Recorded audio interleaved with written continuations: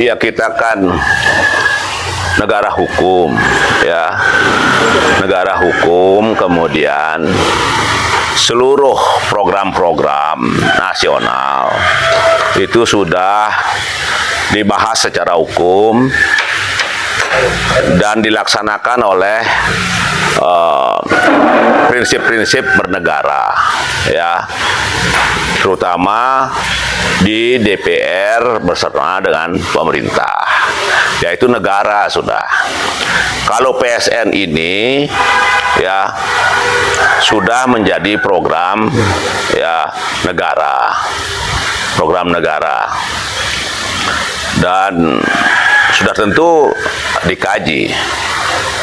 Kalau kemudian nanti ada aspirasi untuk menolak PSN, itu sepanjang aspirasi itu dilaksanakan secara produktif, ya, diberikan kajian-kajian, kemudian nanti akan dibahas lagi oleh struktur negara, DPR, pemerintah, nah itu. Nah, kita sebagai warga negara harus taat dengan hukum, taat dengan keputusan negara.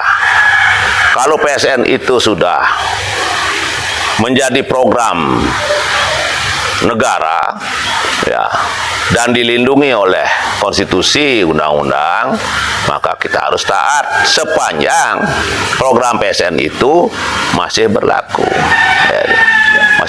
Tetapi kalau nanti aspirasi dengan kajian-kajian itu kemudian dibahas lebih lanjut, ya, itu silakan saja, itu kewenangan negara.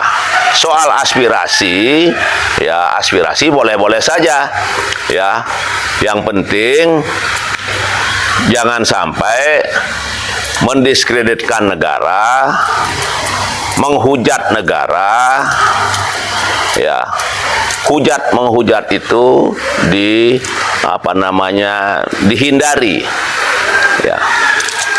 Berikan solusi yang konstruktif, aspirasi yang konstruktif dengan kajian-kajian. Kalau kajian-kajian itu ada dasar ilmiahnya, ya, sudah tentu akan malah dihargai, jadi ada kajian ilmiah di situ, ya, supaya juga jangan hanya bersuara. Nah, kemudian untuk militerisme, lawan militerisme, ya, militerisme yang dimaksud itu apa? Apakah sekarang ini, ya, negara kita masih dalam militerisme sentral? Yang disebut militerisme itu, jadi semua fungsi-fungsi itu dikooptasi, dilaksanakan oleh militer, ya, seperti halnya pada saat zaman Orde Baru dulu, ya. Pada saat zaman Orde Baru itu, ya, sehingga ada tuntutan ABRI back to basic, kembali ke barak, kan seperti itu.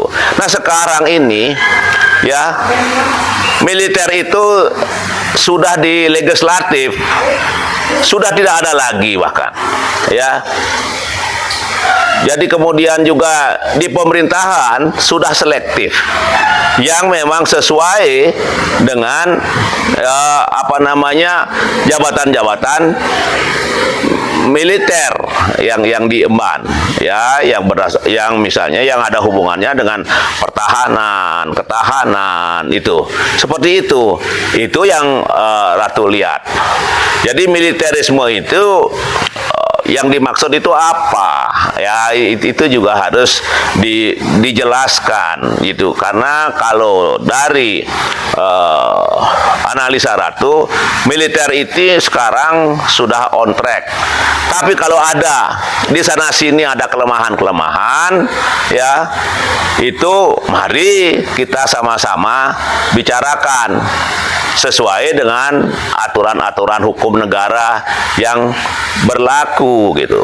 Dan sekali lagi sebagai warga negara kita harus taat asas, taat kepada mulai peraturan daerah, melalui kemudian keputusan gubernur, keputusan pemerintah, peraturan pemerintah, undang-undang dasar 45, apalagi Pancasila, Bhinneka Tunggal Ika. Ya setia kepada NKRI. Nah, itu.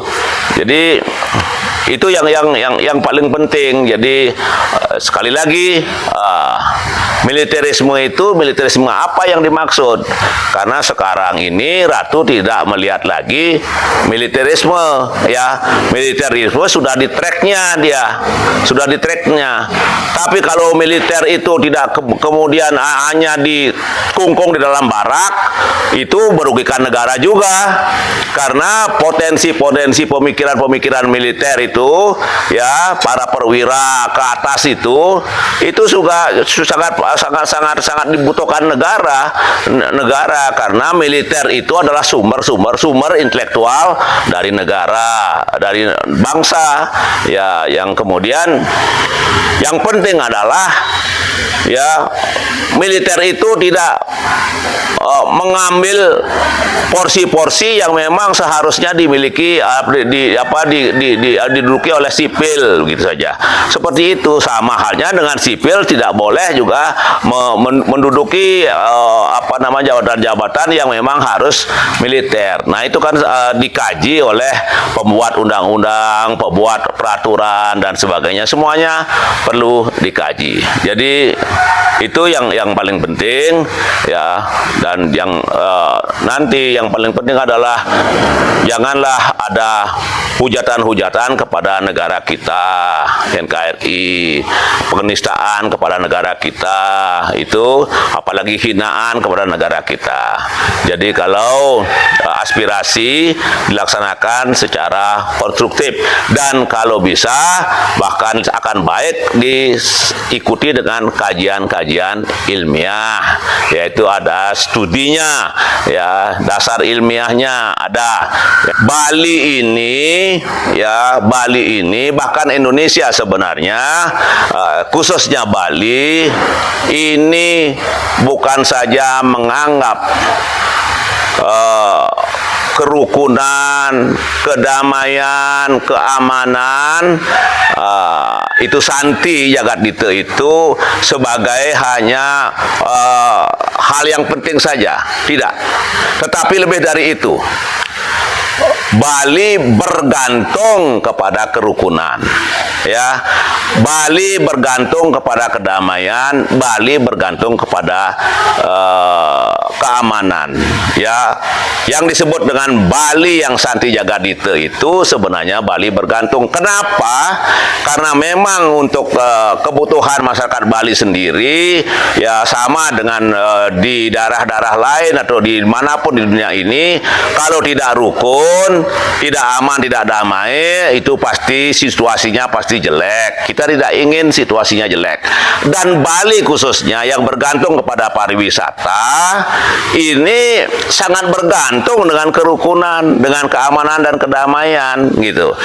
Karena hanya itulah, di samping memang keunikan budaya, ketinggian nilai-nilai budaya kita harus juga didukung oleh kerukunan, keamanan dan kedamaian yang disebut Santi Jagadita, ya, juga kebersihan, keindahan itu.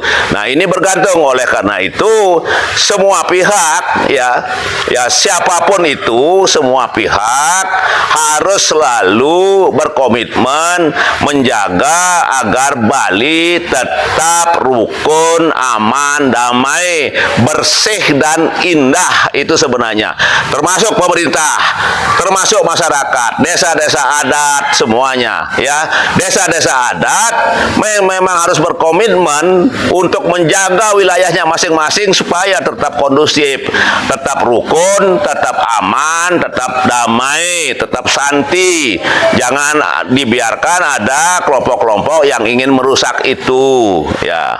Itu. Nah, kalau memang ada unjuk rasa atau demo-demo, silakanlah dilaksanakan dengan tertib, sampaikan aspirasi-aspirasi itu dengan baik, dengan konstruktif. Sekali lagi, apalagi nanti kalau sudah ada dialognya, lalu disampaikan kajian-kajian ilmiahnya, sehingga nanti bisa diterima dan itu bisa disebarkan kajian-kajian ilmiah itu. Dan kemudian kalau itu aspirasinya memang didukung oleh masyarakat, oleh institusi negara, sudah tentu aspirasi apapun itu akan diterima menjadi keputusan negara. Begitu menjadi keputusan negara, kita sebagai warga negara dari Sabang sampai Merauke, Miangas sampai Rote harus taat dengan keputusan negara apapun itu, Pancasila, Bhinneka Tunggal Ika, Undang-Undang Dasar 45, NKRI, undang-undang, peraturan pemerintah, keputusan menteri, peraturan gubernur, peraturan daerah, dan sebagainya. Kita harus taat sepanjang peraturan-peraturan itu masih dianggap sah, dianggap ada, belum diganti. Nah, gitu kira-kira. Ya.